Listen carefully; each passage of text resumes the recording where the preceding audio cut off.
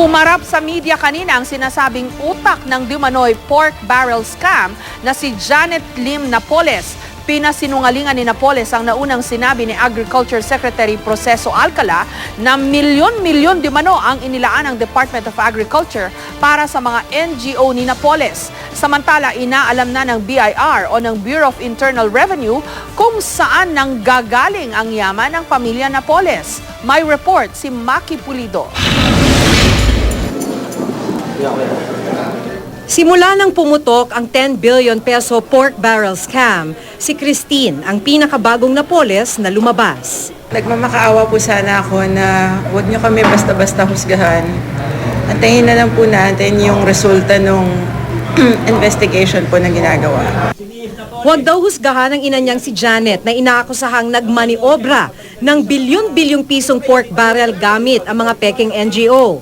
Huwag din daw husgahan ang maluho nilang pamumuhay tulad ng magarbong party sa Amerika na kumalat ang video sa social media.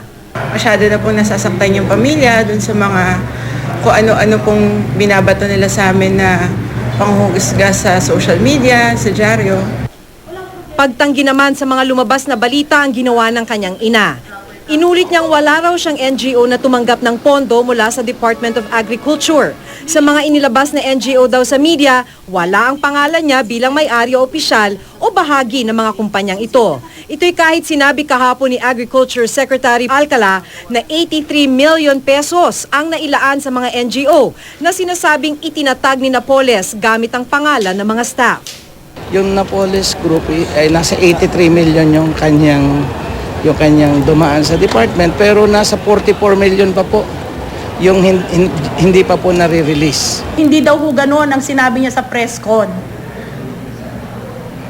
So, ang sabi daw niya, NGO, pero hindi naman ho akin yung NGO. Sabi pa ni Napoles, tumawag at nagsorry nga raw sa kanya si dating AFP Chief of Staff Hermogenes Esperon dahil sa lumabas na storya sa Philippine Daily Inquirer. Sa nasabing ulat, sinabi umano ni Esperon na duda siyang sa coal nang gagaling ang kayamanan ni Napoles. Kanina umagang-umaga ho, nagsorry si Sir na hindi yun ang sinabi niya. Pero sabi ni Esperon, si Napoles daw ang tumawag sa kanya. Hindi rin daw siya nagsorry kay Napoles. Nilinaw ni Esperon na hindi niya sinabing hindi galing sa coal business ang yaman ni Napoles. Kasama dati si Esperon sa isang korporasyon ni Napoles, pero nagbitiw ito dahil matapos ang ilang buwan at handa na ang mga supplies, hindi pa raw naglalabas ng pera si Napoles. Handa raw ang mga Napoles na humarap sa investigasyon, pero bukod sa NBI, nag-uumpisa na rin ang Bureau of Internal Revenue para alamin kung saan talaga galing ang mga yaman ng pamilya Napoles. Gusto makita ng BIR kung nagbayad ba siya ng tamang buwis. All I can do is assure you that it is a comprehensive investigation. If what Ms. Napoles said is true, na these are legitimate income and that they have paid taxes on it, then there's nothing to fear. Walang problema po. Open naman ho. Alam ko may nag-iimbestiga na. Walang problema yun. Maki Pulido, GMA News.